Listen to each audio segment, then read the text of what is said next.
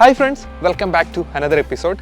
ഈ വണ്ടി കണ്ടോ, ഇന്ത്യയിൽ ഇന്ന് വാങ്ങിക്കാൻ ഒക്കുന്ന ഏറ്റവും അഫോർഡബിൾ ആയിട്ടുള്ള ഇലക്ട്രിക് 4-വീലറാണ് നമ്മുടെ കൂടെയുള്ളത്, MG Comet EV.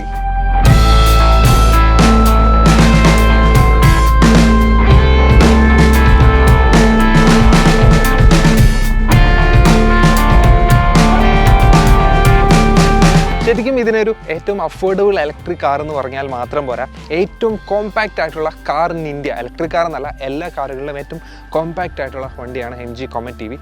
ശരിക്കും ഈ ഒരു വണ്ടിയുടെ പർപ്പസും അത് തന്നെയാണ്. ഇതൊരു സിറ്റി യൂസ് ചെയ്യാനുള്ള വെഹിക്കിളാണ്. സോ ഇതിൻ്റെ ഒരു കോമ്പാക്റ്റ് സൈസ് കാരണം സിറ്റിയിലൊക്കെ നമുക്ക് സിമ്പിളായിട്ട് യൂസ് ചെയ്യാനായിട്ട് വരും. നമ്മൾ ഇതിൻ്റെ ഒരു 2-3 യൂസർ എക്സ്പീരിയൻസസ് നമ്മുടെ ചാനലിൽ ചെയ്തിട്ടുണ്ട്. സോ അതിനകത്ത് നമ്മൾ യൂസേഴ്സിനോട് എക്സ്പീരിയൻസ് ചോദിച്ചപ്പോൾ ഇതിൻ്റെ ഒരു കോമ്പാക്റ്റ് സൈസ് തന്നെയാണ് ഏറ്റവും അവർക്ക് അട്രാക്ട് ചെയ്തതെന്നാണ് അറിയാനായിട്ട് സാധിച്ചത്. സോ ഞാൻ ഈ വണ്ടി പലപ്പോഴും റോഡിൽ കാണാറുണ്ട്. ഇപ്പം വണ്ടി ഇറങ്ങി തുടങ്ങിയ സമയത്ത് വളരെ കുറവായിരുന്നെങ്കിലും ഒരു ആദ്യത്തെ വർഷമൊക്കെ കഴിഞ്ഞതിന് ശേഷം, അതായത് ആദ്യം ബാച്ചിൽ വാങ്ങിച്ച അതായത് ഫസ്റ്റ് ബാച്ചിൽ വാങ്ങിച്ച യൂസേഴ്സിൻ്റെ എക്സ്പീരിയൻസ് ഒക്കെ കേട്ടതിന് ശേഷം ഇപ്പോൾ ഒത്തിരി പേര് ഈ Comet EV വാങ്ങിക്കുന്നുണ്ടെന്നുള്ളതാണ് സത്യം.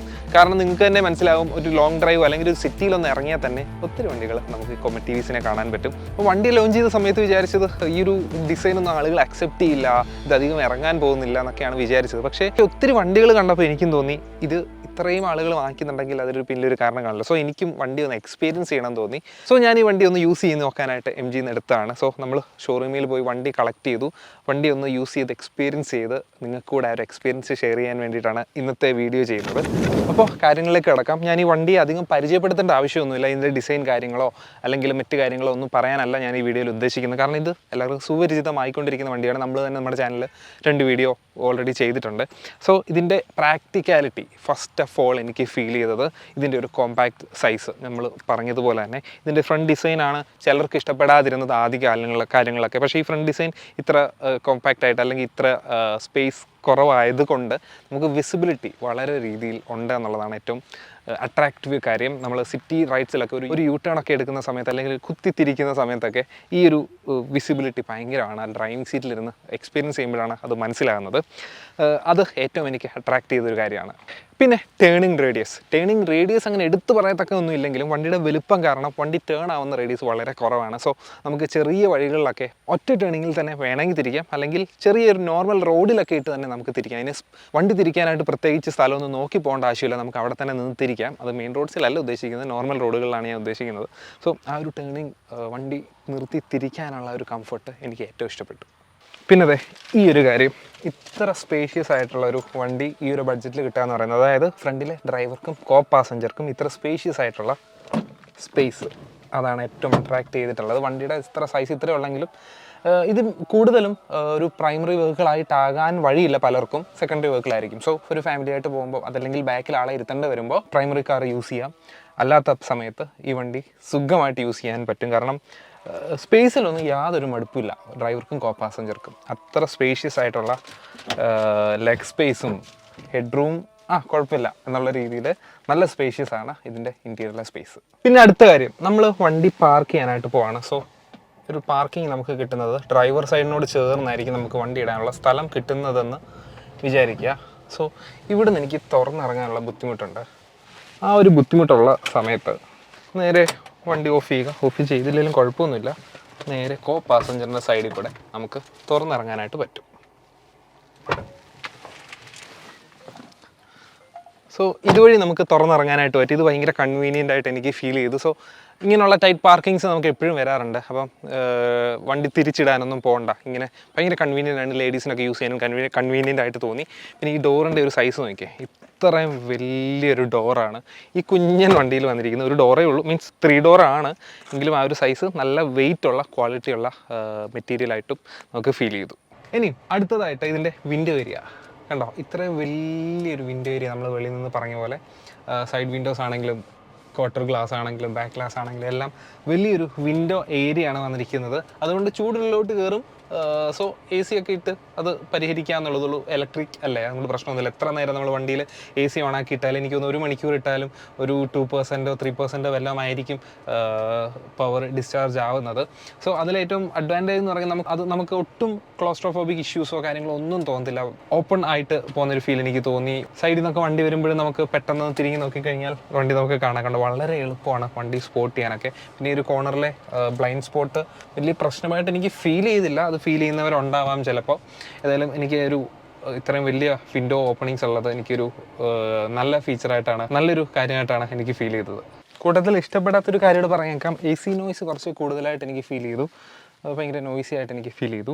പിന്നെ ബാക്കി കാര്യങ്ങൾ, ഇതിൻ്റെ ക്വാളിറ്റി മീൻസ് ഇൻറ്റീരിയറിലെ ക്വാളിറ്റി മീൻസ് മെയിൻലി ഫിനിഷിംഗ് ആണ് ഉദ്ദേശിച്ചത്. ഇതിൻ്റെ സ്റ്റിയറിങ്ങിൻ്റെ ആ ഒരു ഫിനിഷിങ്ങും അല്ലെങ്കിൽ സൈഡിലത്തെ മെറ്റീരിയൽസിൻ്റെ ഒരു ഫിനിഷിങ്ങും ഡോർ പാഡ്സിൻ്റെയും സ്വിച്ചസിൻ്റെയും HVAC കൺട്രോൾസിൻ്റെയും ആ ഒരു ഡാഷ്ബോർഡിൻ്റെ എല്ലാത്തിൻ്റെ ഒരു ഫിനിഷിങ് ഭയങ്കര പ്രീമിയമായിട്ട് എനിക്ക് ഫീൽ ചെയ്തു. ആ ഒരു ഫിറ്റ് ആൻഡ് ഫിനിഷ് ഭയങ്കര പ്രോപ്പർ. ഈ ഒരു പ്രൈസിന് കിട്ടുന്ന വണ്ടിയിലെ ഒരു ബെറ്റർ ഇൻറ്റീരിയർ ഫീലാണ് നമുക്ക് ഇതിൽ കയറുമ്പോൾ എനിക്ക് കിട്ടിയത്. സ്റ്റിയറിംഗ് ഒക്കെ നല്ല സ്റ്റിയറിംഗ് ആണ്, ക്വാളിറ്റി വൈസ് എല്ലാം ബെറ്ററാണ്. അകത്ത് മറ്റ് പ്രാക്ടിക്കാലിറ്റി കാര്യങ്ങൾ നോക്കിയാൽ നമുക്ക് ഹുക്സ് ഒക്കെ ഉണ്ട്, നമുക്ക് സാധനങ്ങളൊക്കെ ഹാങ് ചെയ്തിടാനുള്ള സ്പേസ് ഉണ്ട്, അതുപോലെ ബോട്ടിൽ ഹോൾഡേഴ്സിനുള്ള സ്പേസ് ഉണ്ട്. പിന്നെ ഇഷ്ടം പോലെ സ്പേസ് ആണ് സൈഡിൽ ഡോർ പാഡിങ്ങിലുള്ളത്, അത് രണ്ട് സൈഡിലും. അതുപോലെ തന്നെ ഉണ്ട് സ്പീക്കർ ക്വാളിറ്റിയൊക്കെ നോർമൽ ക്വാളിറ്റി, ഭയങ്കര അടിപൊളി നല്ല ഭയങ്കര മോശവുമല്ല, അത്ര നൈസ് ക്വാളിറ്റിയിലുള്ള സ്പീക്കേഴ്സ് വരുന്നുണ്ട്.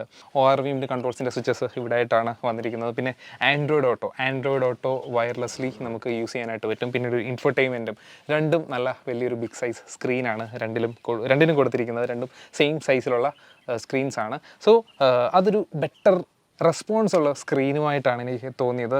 കണക്ട് ചെയ്യാനൊക്കെ വളരെ എളുപ്പമാണ്. സോ അതിൽ നിന്ന് ആക്സസ് ചെയ്യാനും അത്യാവശ്യം വോയിസ് റെക്കഗ്നിഷനൊക്കെ വളരെ സിമ്പിളായിട്ട് നമുക്ക് പറയാൻ പറ്റും. എവിടെയെങ്കിലും സ്ഥലത്തിൻ്റെ പേര് പറയുകയാണെങ്കിൽ പെട്ടെന്ന് ക്യാച്ച് ചെയ്തോളൂ. MG ആണ്, അങ്ങനത്തെ കാര്യങ്ങളൊന്നും മോശം വരത്തില്ല. ഓക്കെ, അതൊക്കെയാണ് അകത്തുള്ള മറ്റ് പ്രാക്ടിക്കാലിറ്റി ഫീച്ചേഴ്സിൽ എനിക്ക് ഫീൽ ചെയ്തത്. പിന്നെ ഇതിൻ്റെ സ്മാർട്ട് കീ ഫീച്ചർ വളരെ സ്മാർട്ടായിട്ടുള്ള കീ ആണ്. നമുക്ക് കീ കയ്യിലെടുക്കുകയൊന്നും വേണ്ട കേട്ടോ, ഫുൾ ടൈം പോക്കറ്റിലിരുന്നാൽ അത് കീലെസ് എൻട്രി പോലെ തന്നെ. പക്ഷേ ഇതിൽ പ്രസ് പോലും ചെയ്യേണ്ട, നമുക്ക് നേരെ വണ്ടി അടുത്ത് വരുമ്പോഴേ വണ്ടി അൺലോക്ക് ആകും. നേരെ കയറിയിരിക്കുക, വണ്ടി സ്റ്റാർട്ട് ചെയ്യാൻ പുഷ് ബട്ടൺ സ്റ്റാർട്ടിലൊന്നും പ്രസ് ചെയ്യേണ്ട, നേരെ ബ്രേക്ക് പെഡലിൽ പ്രസ് ചെയ്യുമ്പോഴേ വണ്ടി ഓൺ ആവും. വണ്ടി സ്റ്റാർട്ടായിട്ട് നമുക്ക് ഡ്രൈവ് മോഡിട്ട് ഓടിക്കാമെന്നുള്ളതേ ഉള്ളൂ. വണ്ടി ഓടിച്ച് കഴിഞ്ഞിട്ട് വണ്ടിയിൽ നിന്ന് ഇറങ്ങി നേരെ വണ്ടി ഡോറ് ലോക്ക് ചെയ്തിട്ട്, അല്ലെ ലോക്ക് ചെയ്തില്ലെങ്കിലും നേരെ ഇറങ്ങി നടന്നു പോവുക. വണ്ടി തന്നെ ലോക്കാകുകയും വണ്ടി തന്നെ ഓഫ് ആകുകയും ചെയ്യും. അത് ഭയങ്കര ഒരു അട്രാക്റ്റീവ് ഫീച്ചറായിട്ട് എനിക്ക് ഫീൽ ചെയ്തു. സോ നമ്മൾ വണ്ടിയിൽ ഇറങ്ങാൻ നേരത്ത് ഓഫ് ചെയ്യാൻ ബുദ്ധിമുട്ടൊന്നും വേണ്ട, നേരെ ഇറങ്ങി അങ്ങ് പോവുക. വണ്ടി ഒരു റേഞ്ച് കഴിഞ്ഞതിന് ശേഷം വണ്ടി ഓട്ടോമാറ്റിക് ഓഫ് ആയിക്കോളും. പിന്നെ മൊബൈൽ വഴിയും നമുക്ക് സ്മാർട്ട് കീ ആക്സസ് ചെയ്യാൻ പറ്റും. നമുക്ക് കീ ഇല്ലെങ്കിലും വണ്ടി ആക്സസ് ചെയ്യാനായിട്ടുള്ള ഓപ്ഷൻസും എല്ലാം കൊടുത്തിട്ടുണ്ട്. സോ നമ്മൾ ഡ്രൈവ് ചെയ്യാൻ പോവാണ്. വണ്ടിയിലോട്ട് കയറുക, കീ ഒന്നും കയ്യിലെടുക്കണ്ട, പുഷ് ബട്ടണിലൊന്നും സ്റ്റാർട്ട് ചെയ്യേണ്ട, വണ്ടി കയറുക, നേരെ ബ്രേക്ക് പെഡലിൽ പ്രസ് ചെയ്യുമ്പോൾ വണ്ടി സ്റ്റാർട്ടാകും. എന്നിട്ട് ഡ്രൈവ് മോഡ് ഇടുക, നേരെ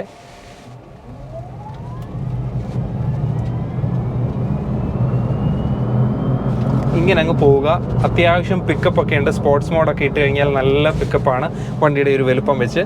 പക്ഷേ ഒരു 80+ കിലോമീറ്റേഴ്സിലോട്ട് ഇത് പുഷ് ചെയ്ത് ഓടിക്കുന്നതിനോട് ഞാൻ റെക്കമെൻഡ് ചെയ്യില്ല. കാരണം അത്ര സ്റ്റേബിൾ ആണോ എന്ന് ചോദിച്ചാൽ ആ ഒരു ഹൈ സ്പീഡ് സ്റ്റെബിലിറ്റി ഒന്നും ഉണ്ടാവാൻ വഴിയില്ല. ഇത് അതിനുള്ള വണ്ടിയുമല്ല, ഇതൊരു നോർമൽ സിറ്റി യൂസിനുള്ള വണ്ടിയാണ്.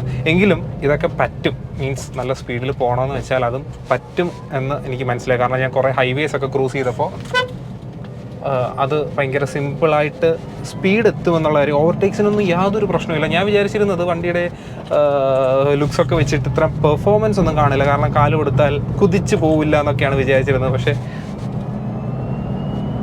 കുതിച്ച് പോവും ഗൈസ്.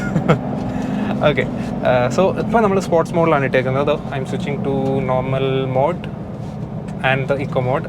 നോർമൽ മോഡിൽ ഇട്ട് കഴിഞ്ഞാൽ ആവശ്യത്തിനുള്ള പവർ ഉണ്ട്. ഇക്കോ മോഡിൽ ഇട്ട് കഴിഞ്ഞാൽ ആവശ്യത്തിനുള്ള പവർ ഉണ്ട് എന്നാണ് എനിക്ക് ഫീൽ ചെയ്തത്. സോ ഒരു ഡെയിലി കമ്മ്യൂട്ടർ, ഒരു സിറ്റി കമ്മ്യൂട്ടർ എന്നുള്ള രീതിയിൽ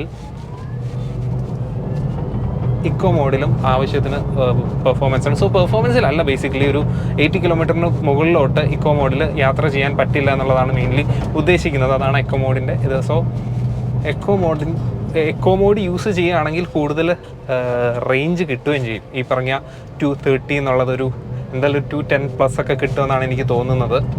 പിന്നെ വണ്ടിയുടെ സ്റ്റെബിലിറ്റി ഒരു ബോക്സി ഷേപ്പ് ആയതുകൊണ്ട് അത്ര കോർണറിങ് സ്റ്റെബിലിറ്റി അങ്ങനത്തെ കാര്യങ്ങളിലോട്ടൊന്നും ഫോക്കസ് ചെയ്യാൻ പോകാതിരിക്കുന്നതാണ് നല്ലത്. വണ്ടിയുടെ കൃത്യം അത് നിറവേറ്റുന്നുണ്ട്. അതിൽ കൂടുതലൊന്നും നമ്മൾ എക്സ്പെക്റ്റ് ചെയ്യാനോ ട്രൈ ചെയ്യാനോ പോകേണ്ട ആവശ്യമില്ല. പക്ഷേ വലിയ പ്രശ്നമൊന്നുമില്ല. ടയർ സൈസൊക്കെ ചെറുതാണ്, സോ അതിൻ്റേതായ വ്യത്യാസങ്ങളൊക്കെ ഉണ്ടാവും. AC-യുടെ നോയ്സ് നല്ലതായിട്ട് എടുത്തറിയാനായിട്ടുണ്ട്.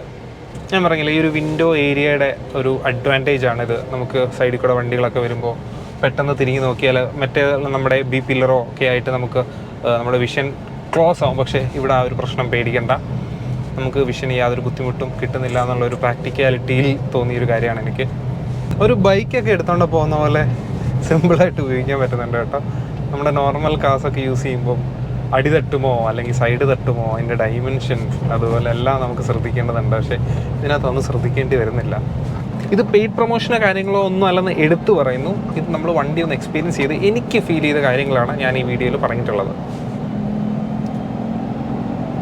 കണ്ടോ, നമുക്ക് ഓവർടേക്ക് ഒക്കെ ചെയ്യണമെങ്കിൽ എക്കോ മോഡിലാണ് ഇപ്പോൾ കിടക്കുന്നത്. നമുക്ക് നോർമൽ മോഡിലോട്ട് ആക്കിയിട്ടുണ്ട്. ഒരു എൻജിൻ നോയ്സ് പോലൊരു നോയ്സൊക്കെ കേൾക്കുന്നുണ്ട്. അത് ഞാൻ മുമ്പേ പറഞ്ഞില്ലേ, അതുപോലെ ഒരു റോഡ് നോയ്സ് നമുക്ക് കേൾക്കുന്നുണ്ടെന്ന്. ഇത് ബേസിക്കലി ടയർ നോയ്സ് അല്ല എന്നാണ് എനിക്ക് തോന്നുന്നത്. ഒരു ഫ്രണ്ടിലെ ഒരു മോട്ടറിൻ്റെ സൗണ്ട് ആണെന്ന് തോന്നുന്നു. സോ ഇത് അവരുടെ അപ്ഡേറ്റഡ് മോഡലല്ല. ഇതിൻ്റെ അപ്ഡേഷൻസ് ഒക്കെ വന്നതിന് ശേഷം ഉള്ള വ്യത്യാസം വന്നിട്ടുണ്ട്. സോ ഇത് അപ്ഡേറ്റഡ് മോഡൽ അല്ല എന്ന് എടുത്തു പറയുന്നു. കണ്ടോ, യു ടേൺസ് ഒക്കെ കണ്ടോ. ആ വണ്ടി അത്രയും പോയ സ്ഥലത്ത് എനിക്ക് ഈ സൈഡിൽ തന്നെ എനിക്ക് യു ടേൺ കിട്ടി.